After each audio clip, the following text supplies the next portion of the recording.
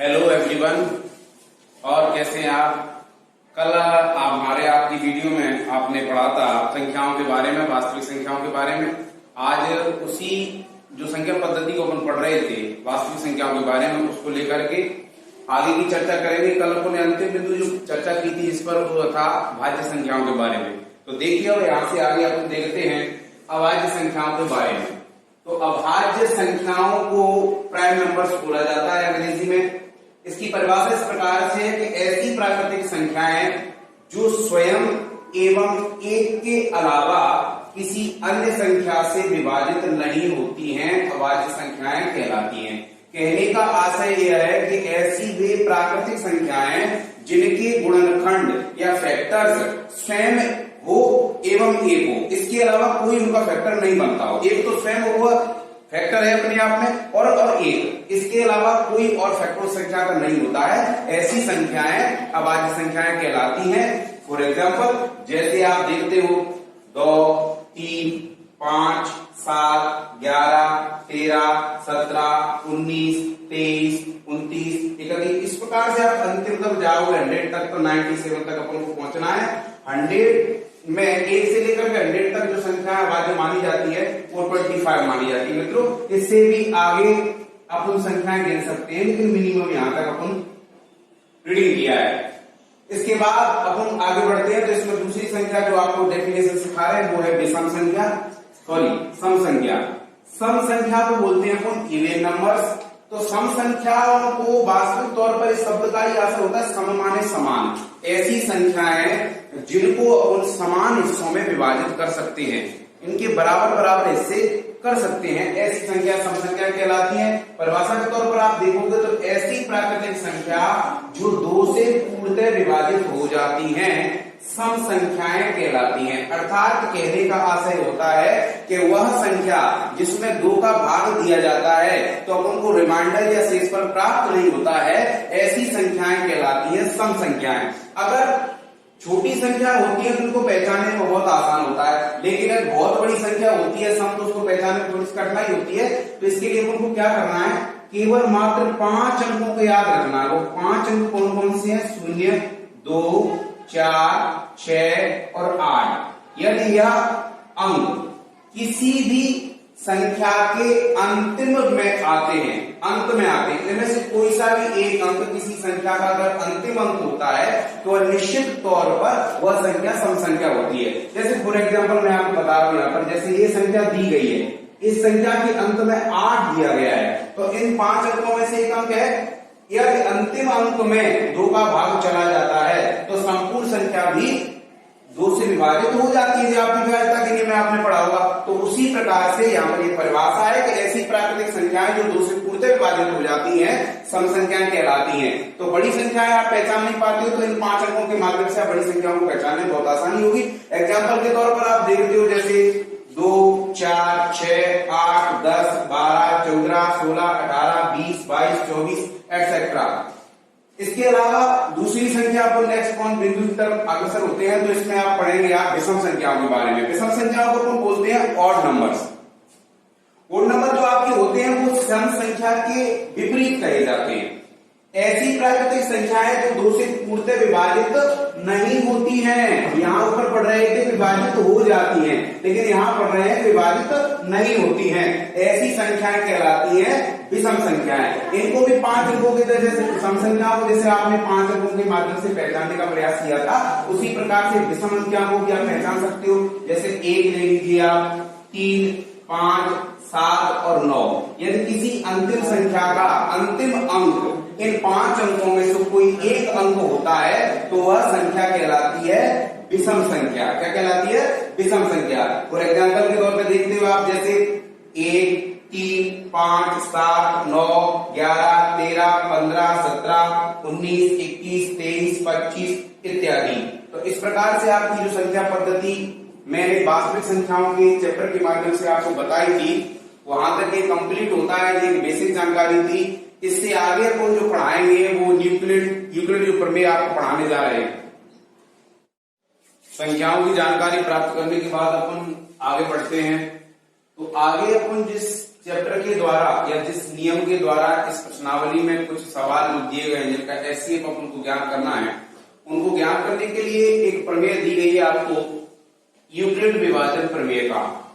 इस प्रमेय के बारे में पढ़ने से पहले अपन थोड़ा सा अपना ध्यान करेंगे भाग संक्रियाओं के ऊपर, क्योंकि भाग संक्रियाओं जो होती हैं उसी के आधार पर आपकी प्रमेय बनी है यूक्लिड विभाजन प्रमेय का।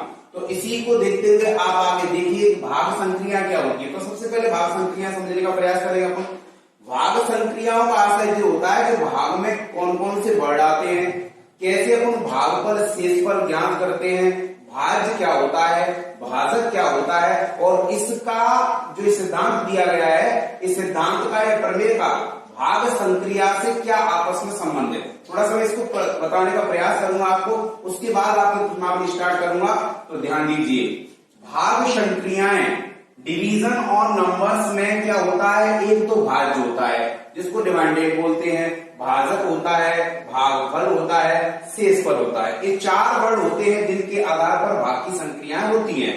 जैसे माना किसी संख्या ए को दूसरी संख्या b से, माना किसी संख्या a को दूसरी संख्या b से भाग देने पर भागफल q तथा शेषफल r प्राप्त होता है, तब भाग की संक्रिया के आधार पर नियम या संकेत कुछ इस प्रकार से होंगे कि जिस संख्या से भाग दिया जाता है वह यह है, इसको सांकेतिक तौर पर b माना गया है, इसे भाषाई तौर पर हम कहते हैं भाजक, और दूसरी संख्या जिसमें भाग दिया जाता है उसे भाषाई तौर पर भाज्य कहा जाता है। इसके सांकेतिक तौर पर यहां हमने माना है इसको a, और भाजक द्वारा भाज्य में भाग देने पर जो भागफल अपन को प्राप्त होता है उसका सांकेतिक तौर पर अपन को q से संकेत किया है कि भाग की संक्रिया पूरी करने के बाद यदि कोई पूर्णतः भाग नहीं जाता है तो शेषफल अपन को प्राप्त होता है, उसके लिए संकेत माना गया अपन को r। अब इसमें इसको पुराने तरीके से लिखा जाए या पिछली कक्षा में आपने जैसे प्राइमरी लेवल पे आप पढ़ते हो, मिडिल लेवल पे आप पढ़ते हो, तो वहां पर एक क्रिया समझाई जाती थी, वो फॉर्मूला आपको बनाया जाता था, बताया जाता था प्राथमिक लेवल पर। उसके अनुसार अपन देखते हैं कि नियम बनता है भाज्य बराबर भाजक इंटू भागफल प्लस शेषफल। कहने का आशय यह है कि भाजक से भागफल का गुणा करने पर जो आंसर अपन को प्राप्त होगा उसमें यदि शेषफल जोड़ दिया जाए तब अपन को भाज्य प्राप्त होता है। ठीक है, अब आगे आप देखिए, तब एक सांकेतिक इसी भाषा को सांकेतिक भाषा में अपन लिखते हैं, तब होता है a बराबर बी क्यू प्लस के आर। यू कहें कि इनके बीच में छुपा हुआ मल्टीप्लाई का निशान होता है, गुणा का निशान होता है, जहां पर एक कंडीशन होती है कि शून्य से बड़ा होता है हमेशा रिमाइंडर और रिमाइंडर से बड़ा होता है हमेशा बी फॉर बी का मतलब होता है भाजक।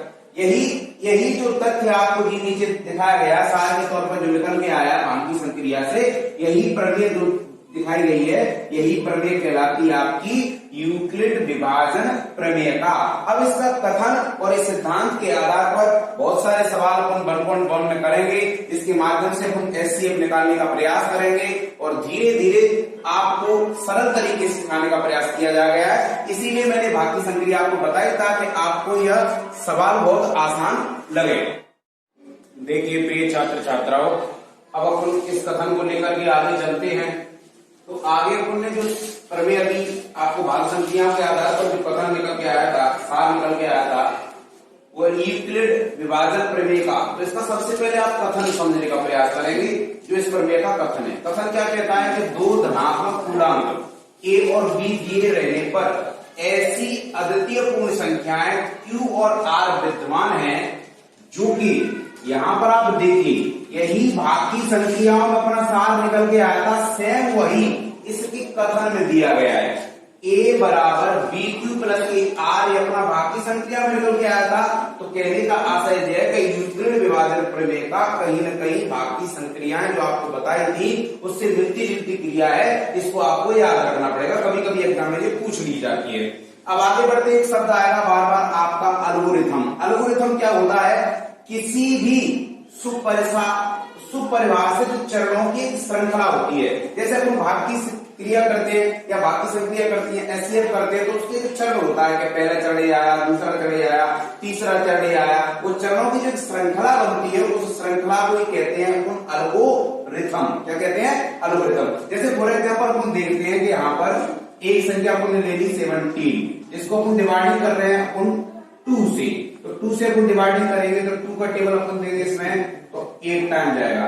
यहाँ पर इसको डिवाइडर इधर माइनस सकता है तो 1 1 बनता है। तो यहाँ ये आप देखेंगे कि यहाँ पर ये अपना जो है वो भाज्य है, भाजक है सॉरी, और ये भागफल प्राप्त हुआ है, ये भाज्य भी अपन को शेषफल प्राप्त हुआ है। तो यह एक संक्रिया हुई। ऐसे ही दूसरा चरण अपन करेंगे, तीसरा चरण करेंगे, चौथा चरण करेंगे, तो ये चरण जो होते हैं उनको सुपरिभाषित चरणों की श्रृंखला बनती है। उस श्रृंखला को अपन क्या कहते हैं भैया?